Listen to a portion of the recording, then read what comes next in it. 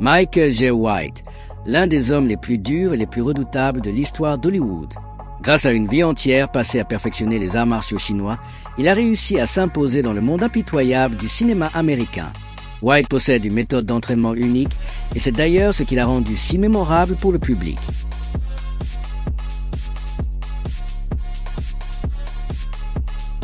Bonjour à tous, je suis Dandan. Aujourd'hui, je vous emmène découvrir un nouveau chef-d'œuvre de l'esthétique de la violence, Takeover, avec Michael Jai White. Nous allons suivre l'histoire d'un tueur d'élite accro au travail qui va tenter de se libérer de ses démons intérieurs, entre chasse, vengeance et rédemption. L'histoire commence sur une avenue lumineuse et agitée de New York. Le parrain du crime, Al Qaado, se remémore avec douleur son fils disparu lorsqu'un coup de téléphone urgent vient briser le silence. Un de ses hommes lui annonce paniqué que son bureau a été mis sur écoute. Le visage d'Al Qaado se fige aussitôt. Son bras droit accuse aussitôt Angel, le chef d'un gang rival. Cette femme fouineuse cherchait depuis longtemps à déterrer leur secret pour prendre le contrôle du monde souterrain new-yorkais. Mais Al Qaado trouve quelque chose d'étrange. Au moment des faits, tout le monde était présent au bureau. Comment Angel aurait-elle pu installer un micro sous leurs yeux? Cela signifierait que quelqu'un à l'intérieur les a trahis. Il demande alors froidement: « Qui a quitté mon bureau le dernier ?» « C'était Peter ?» répond son homme. Le soupçon est immédiat. Al Qaado ordonne à ses hommes de ramener Peter. Il veut entendre de sa propre bouche si c'est lui le traître.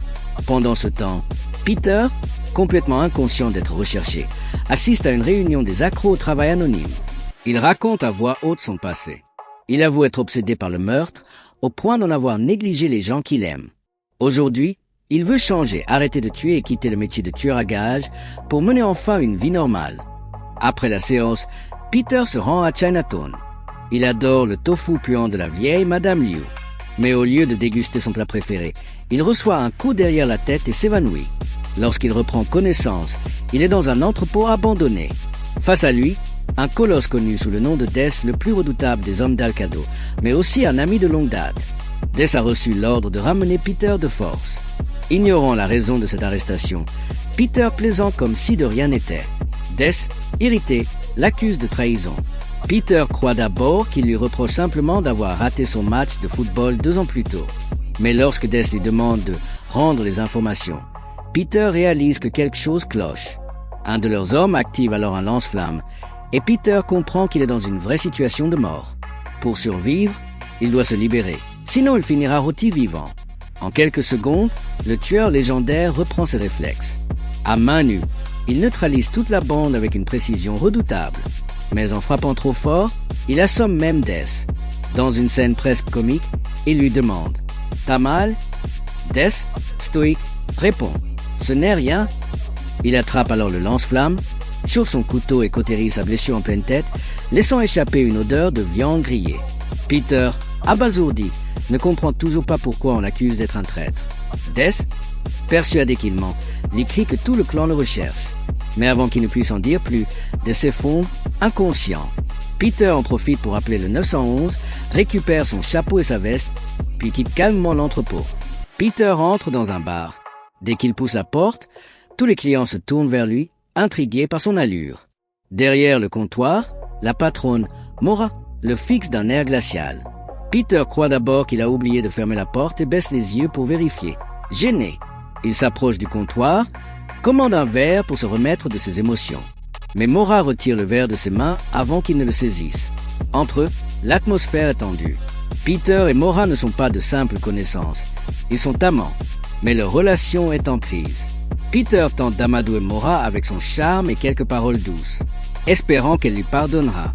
Mais Mora connaît trop bien ce genre de comédie. Elle sent que Peter n'est pas venu pour s'excuser, mais parce qu'il a encore besoin d'elle. Il refuse de l'admettre, garde la tête haute. Pourtant, Mora se souvient de tout ce qu'il lui a fait endurer. Sa froideur, son obsession du travail, son incapacité à la considérer autrement qu'un détail dans sa vie de tueur. Elle l'aimait sincèrement, mais vivre ainsi dans l'ombre de ses armes était devenu insupportable. Alors qu'elle commence à déverser sa rancune, Peter change de sujet. « J'ai fait une grosse erreur. Mora, j'ai mis ton père en colère. Tu veux dire, tu es venu ici parce que tu sais qu'il t'a envoyé des hommes? Non, je suis venu parce que j'ai besoin de quelqu'un en qui je peux avoir confiance. Mensonge. Tu es venu pour m'utiliser et trouver mon père. Peter reste bouche bée. Maura l'a percé à jour. Elle sait qu'il ne vient jamais sans raison. La dernière fois qu'il a franchi la porte d'un bar, celui-ci a fini en ruine. Elle soupire. Ce soir, ce sera sans doute pareil. Elle ordonne donc à tous les clients de sortir, prête à affronter la tempête qui s'annonce. Mais sans qu'il ne le sache, les hommes de son père, menés par Orlando, les ont déjà encerclés. Orlando connaît bien Peter. Ils ont longtemps travaillé ensemble, presque comme des frères. Pourtant, Orlando ne parle pas d'arrestation tout de suite. Il évoque d'abord sa fille, Shane Rowley. Il y a des années, il avait invité Peter à son anniversaire. Et sa fille, excitée par la venue de Tonton Peter, s'était fait belle pour l'occasion. Mais Peter, fidèle à lui-même, ne s'était jamais présenté. Ce souvenir, encore vif, a blessé toute sa famille. Peter tente maladroitement de se justifier. Il était en mission. Il devait faire disparaître un corps. Mais Orlando n'en a que faire. Ses hommes dégainent leurs armes. Le bar devient un champ de bataille. Sans réfléchir, Peter attaque le premier. Et contre toute attente, Maura se joint à lui.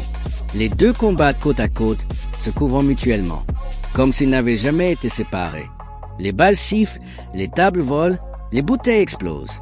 Craignant de voir son bar réduit en miettes, Maura termine le travail elle-même, abattant le dernier des assaillants. Quand tout retombe dans le silence, Orlando se relève péniblement, la jambe en sang. Maura pointe son arme sur lui. « Ton flingue est vide ?» ricane-t-il. Un coup part aussitôt, une balle lui transperce la cuisse. Il hurle de douleur. Peter, haletant, lui demande d'appeler son père pour clarifier la situation, afin d'éviter un bain de sang inutile. Mais Maura, vexée, refuse catégoriquement. Elle veut qu'il apprenne à se débrouiller seul, qu'il goûte un peu à la peur qu'il a toujours infligée aux autres. À côté, un des hommes blessés, couché au sol, écoute leur dispute avec curiosité. Peter insiste, Maura reste inflexible. Alors, avant de partir, Peter retire la foulard de soie qu'il porte au cou et le lance à Orlando comme un signe d'adieu. Dehors, il grimpe dans une voiture, espérant trouver de l'aide. Mais à peine installé, plusieurs hommes montent à bord. Leur chef, Drake, est un autre ancien collègue et encore un vieil ennemi. Ils ont eu quelques différends dans le passé, mais rien de sérieux. Peter est surtout intrigué. Combien Alcado vous a payé pour me ramener? 50 000. Peter éclate. 50 000. C'est tout? Je suis un tueur de légende, le meilleur du réseau, et je vaux seulement 50 000. Mais se plaindre ne sert à rien. Il doit encore trouver un moyen de s'échapper. Il observe les deux sbires à ses côtés, chacun armé d'un tasé, puis regarde la ceinture de sécurité du siège passager. Une idée folle germe dans son esprit. Quelques secondes plus tard, après une série de mouvements absurdes mais précis, il parvient à assommer tout le monde et à prendre le contrôle de la voiture. Les corps sont jetés sur le bas-côté. Peter s'éloigne, libre à nouveau. Il se rend alors chez son ami Miller, l'un des rares en qui il ait encore confiance. Mais à peine entré, Miller lui pointe une arme sur la tête. Cet homme, aussi redoutable que lui, est son égal dans le milieu, et le parrain de sa fille. Peter tente de lui expliquer, mais Miller, méfiant, lui confisque son arme. Il ne veut pas être mêlé à cette histoire. Tu n'as pas pensé que ta visite pourrait mettre ma famille en danger. La tension monte, puis redescend. Ils se connaissent trop bien pour réellement se tirer dessus. Peter est perdu. Il ne comprend toujours pas pourquoi tout le monde le croit traître. Miller, lui, soupire, arrête de nier, trouve plutôt comment t'expliquer auprès d'Alcado. Mais Peter ne semble pas inquiet. Il ne veut pas me tuer. Il veut juste que je rentre.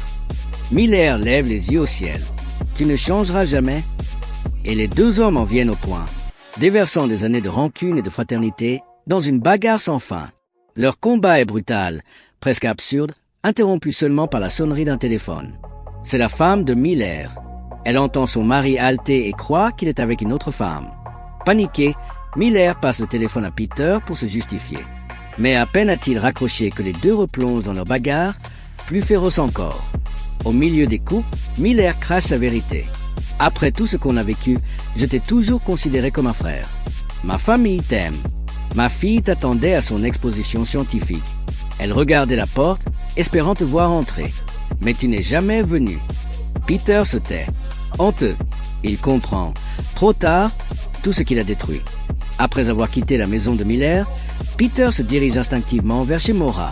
Quand elle l'aperçoit, elle l'attrape aussitôt par le bras et le tire à l'intérieur, paniquée. « Pas encore toi. Chaque fois que tu viens, tout se termine mal. Je ne veux pas que mon appartement parte en fumée. » Elle a raison. Peter est un aimant à chaos. S'il est ici, c'est qu'il a dû se faire rejeter ailleurs. Elle le devine avant même qu'il n'ouvre la bouche. Peter essaie de faire bonne figure, mais Maura le coupe sèchement. Elle le regarde droit dans les yeux. Regarde autour de toi, Peter. Chaque personne que tu connais a une vie. Une famille, des amis, des rêves. Toi, tu n'as rien d'autre que ton travail. Tu veux être le tueur le plus fort du monde? Sois. Mais quand tu mourras, combien de jours ton nom survivra-t-il? Combien de gens s'en souviendront? Peter reste silencieux. Ses mots frappent plus fort que les balles.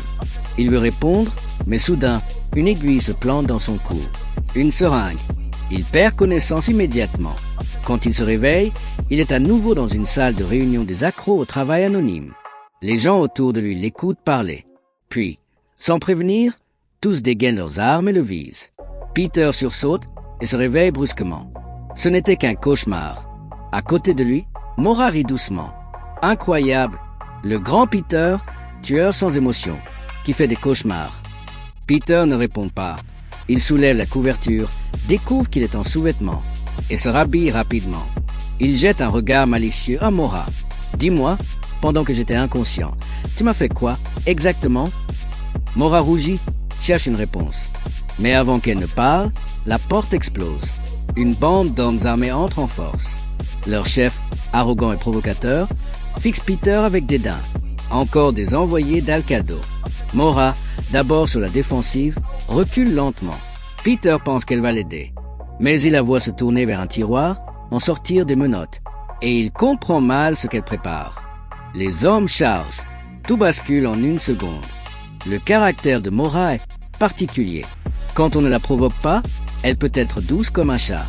Mais si on vient défoncer sa porte, elle devient une tigresse. Et ce soir, ces hommes vont le comprendre à leurs dépens. À 2 contre 10, Peter et Maura passent à l'action. Il se bat avec la précision d'un assassin, elle avec la rage d'une lionne. Les corps tombent à un.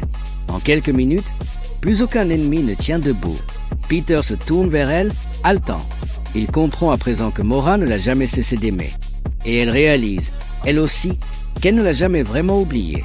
Peter lui prend la main, ému. « Maura, je veux tout arrêter. Les meurtres, les contrats, la fuite. Je veux une vraie vie. Avec toi ?» Elle le regarde avec tendresse, mais aussi tristesse. « Et tu crois que tu peux t'arrêter?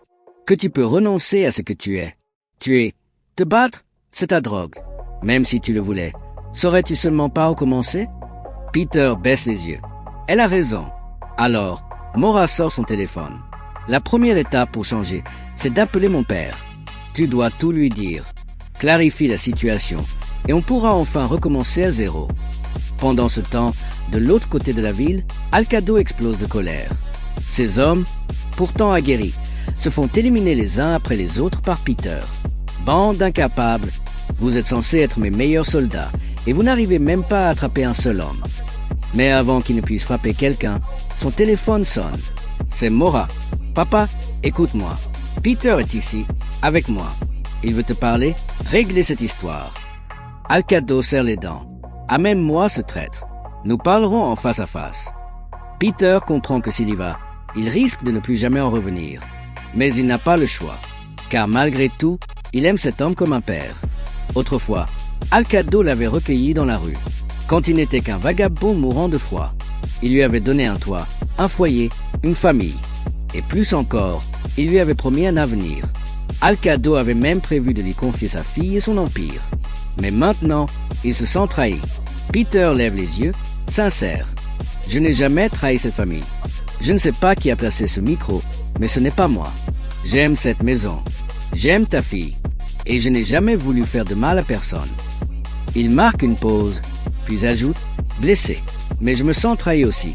Al-Cadeau, tu sais combien d'années j'ai travaillé pour toi? Et aujourd'hui, ma tête vaut 50 000. C'est ça, ma valeur? » Maura essaie de lui faire signe d'arrêter. Mais c'est trop tard. Al-Cadeau, furieux, crie dans le téléphone. « Ose encore me défier et je te ferai disparaître. » Tu n'as aucune idée de ce dont je suis capable. Il raccroche brutalement. Peter reste figé, bouche ouverte. Tout ce qu'il voulait, c'était prouver son innocence. Mais ces mots n'ont fait qu'empirer la situation. Maura réfléchit à voix haute. Il n'y a qu'un moyen pour prouver ta loyauté. Tu es le chef du gang rival, Angel. Peter hoche la tête. Ce serait la preuve ultime. Angel est l'ennemi juré d'Alcado. L'éliminer prouverait qu'il n'a jamais trahi. Mais s'il échoue, ce sera la guerre entre les deux clans. Peter prend sa décision. Ce soir, j'en finis avec elle. Maura, résignée, accepte de l'aider. Elle ouvre la porte d'une pièce secrète. À l'intérieur, un arsenal complet. Des fusils, des explosifs, des gilets pare-balles. Peter, ébahi, siffle. Je savais que ton père t'avait offert des cadeaux dangereux. Mais là, Maura sourit. Oui, certains parents offrent des jouets à leurs enfants. Le mien offrait des armes. Une fois équipé, il monte dans une camionnette. Maura reste dehors pour couvrir Peter, tandis qu'il s'infiltre dans le repère d'Angel. Sur le toit, il neutralise les gardes sans bruit, puis entre dans le bâtiment. À l'intérieur, les hommes d'Angel jouent aux cartes, insouciants. Peter attrape une pagaie posée contre un mur et leur apprend la signification du mot « discipline ». En quelques secondes, tous sont au sol. Mais au même moment, Maura est découverte. Un homme aux tresses fines, armé d'un pistolet, monte dans la camionnette. C'est Peggy, le garde du corps d'Angel, le plus dangereux de tous. Maura le reconnaît et tente de gagner du temps en faisant semblant de discuter. Pendant que Maura tente de calmer Peggy, Peter avance silencieusement dans les couloirs du repère. Mais quelque chose cloche. Les ennemis sont trop près, trop réactifs. Ils l'attendaient. C'était un piège. Angel savait qu'il viendrait. Dans la camionnette, Peggy fixe Maura d'un air froid. Il devine que Peter n'est pas loin. Il la force à sortir du véhicule et la conduit à l'intérieur du bâtiment. Angel apparaît enfin.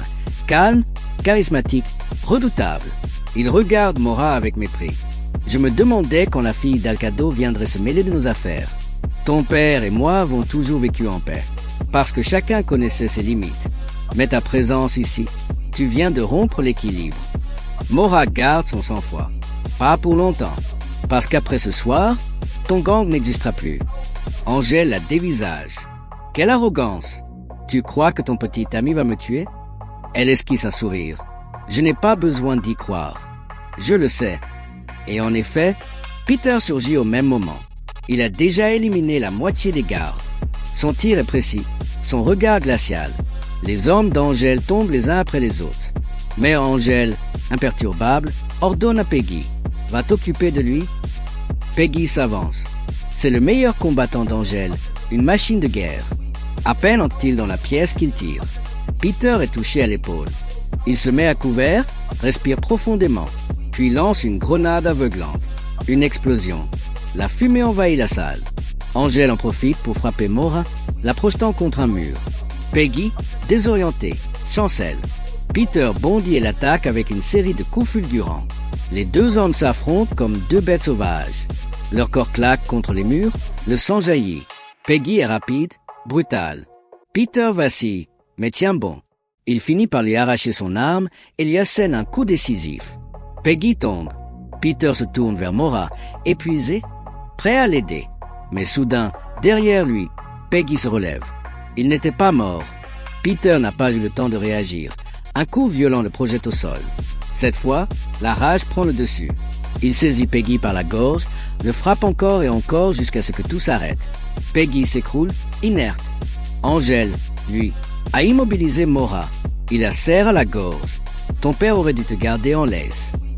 Mais Maura, malicieuse, profite d'un instant pour saisir un sac de farine blanche posé sur la table. Elle le lui enfonce de force dans la bouche. Angel, dealer notoire, vendait de la drogue mais n'en consommait jamais. La dose pure qu'il vient d'avaler est fatale. Il s'effondre, le visage blanchi, écumant. Silence. Peter s'approche, souffle court. C'est fini? Maura hoche la tête, encore tremblante. Il remarque une caméra de surveillance pointée sur eux. Peter esquisse un sourire. On va leur laisser un souvenir. Et les deux posent, bras dessus, bras dessous, à côté du corps d'Angel, comme pour un cliché de victoire. Le contraste est absurde, presque ironique. Un couple amoureux au milieu d'un massacre. Après ce carnage, Quelque chose change entre eux. Maura ne veut plus que Peter change pour elle. Tu es ce que tu es. Peter, ne renonce pas à toi-même. C'est ce que j'aime chez toi. Mais Peter, lui, n'est plus le même. Il regarde Maura avec gravité. Non, ce que je veux maintenant, c'est une vie différente. Pas pour toi, pas pour personne. Pour moi, je veux que ma vie ait un sens. Je ne veux plus être juste une photo dans un dossier de criminel. Maura reste muette. Ses yeux se remplissent d'émotion. Pour la première fois, elle voit dans ses paroles une véritable humanité. C'est alors qu'une voiture noire s'arrête devant eux. La portière s'ouvre. C'est Alcado. Peter s'avance, les mains ouvertes. J'ai tué Angèle. C'était elle, la traîtresse. Pas moi. Alcado sourit lentement, un sourire lourd de secret. Je sais, depuis le début, je savais que c'était un mensonge. Peter reste interdit. Alors, pourquoi m'avoir traqué? Alcado s'approche, pose une main sur son épaule. Parce que les hommes doutent toujours. S'ils te croyaient traître et que tu ne réagissais pas, le clan aurait eu l'air faible. Et la faiblesse, c'est un baiser de mort dans ce monde. Tu devais prouver ta force, prouver ta loyauté. C'était la seule façon de survivre. Peter, encore sous le choc, murmure. Tu aurais pu me le dire? Non, parce que je te connais. Je savais que tu irais jusqu'au bout pour laver ton honneur. Et je savais que Maura Tigrec pousserait. Tu vois, elle t'a conduit à la vérité. Il regarde sa fille avec fierté. Puis il ajoute, plus doucement, Angèle est morte. Désormais, New York t'appartient. Le clan entier te respectera. Et quand je partirai, c'est toi qui prendras ma place. Peter reste muet, mais Alcado continue. Pourtant, souviens-toi d'une chose. Le plus grand succès d'un homme n'est pas dans la gloire ni dans la puissance. Le vrai triomphe, c'est un foyer heureux, un amour sincère. Regarde-moi, j'ai tout perdu parce que j'ai travaillé sans m'arrêter. Ma femme est morte, mon fils aussi. Je ne veux pas que tu fasses la même erreur. Un silence. Maura regarde son père, les larmes aux yeux. Peter comprend enfin. Ce soir-là, il a tout appris. La loyauté, la perte, la rédemption. Et surtout, que la vie ne se résume pas à la survie. Alcado sourit pour la première fois depuis longtemps. Il sait qu'il peut enfin lui confier sa fille et son héritage. Le sang, la guerre, la vengeance, tout cela n'était que la toile de fond. La vraie leçon était ailleurs. Le travail peut nourrir ta vie, mais il ne doit jamais te la voler. Ne sacrifie pas l'amour, la famille ou la paix intérieure, au nom d'un succès vide. Car sans eux, même la victoire la plus éclatante n'a aucune valeur.